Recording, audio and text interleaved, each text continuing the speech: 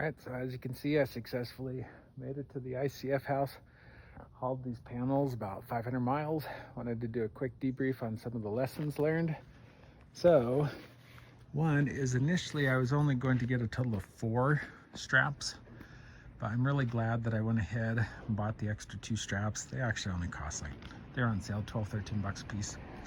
So you can see strapped it on both ends and in the middle. That worked really well.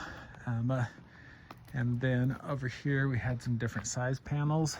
And so once again, it was 3. Something that happened as I was driving is basically when you're driving an open rig like this, it's a combination of 65-mile-an-hour hurricane force winds, because I set the cruise control for 65 miles, and then a constant earthquake, anywhere from probably 6.0 to 7.0 in terms of the shaking. And what happened was those styrofoam spacers started to shake out, and so that was getting kind of just a little sketchy. So I stopped, broke off some of the styrofoam, fitted in underneath here, so that way I didn't have the panels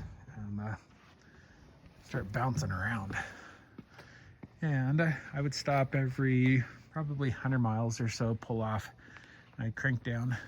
You can see there's a good chance I probably ruined those panels up top because I cranked down so hard. I actually bought extra panels just in case something happened, and I'm glad I did, but I'd rather crank too hard and ruin those top panels than lose the load.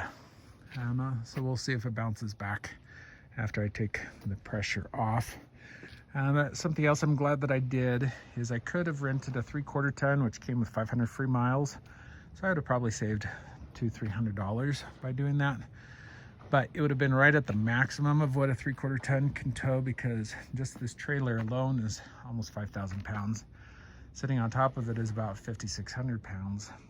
So maybe the 3/4 ton, but it would have been pushing the limits. But by paying extra for the one ton, then it just towed like a breeze. So it did great going up the hills, great going down the hills. And so now the question is, if I had to do it over again, would I save the $2,000 and do this? And I have to be honest and say no, because it was incredibly stressful.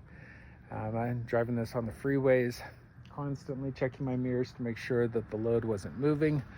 I had to readjust the panels a couple of times, had to stop, like I said, every 50 to 100 miles. If it was inside of a cargo, like a big U-Haul van, I would have. I actually looked at that. I just had too many panels to make it in one trip. But yeah, I probably wouldn't. The stress wasn't worth it. Something else to point out too is I miscalculated on how many panels and how high.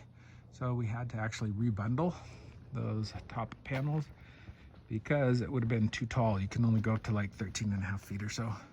So I put the last 2 panels in here and strapped those down. But anyways, hopefully that'll be some helpful information to anyone who's thinking about doing these foam panels for their roof or for walls. And be sure to like and subscribe so you can follow along as I finish this 48-foot tall multi-generational passive ICF house. Thanks for watching.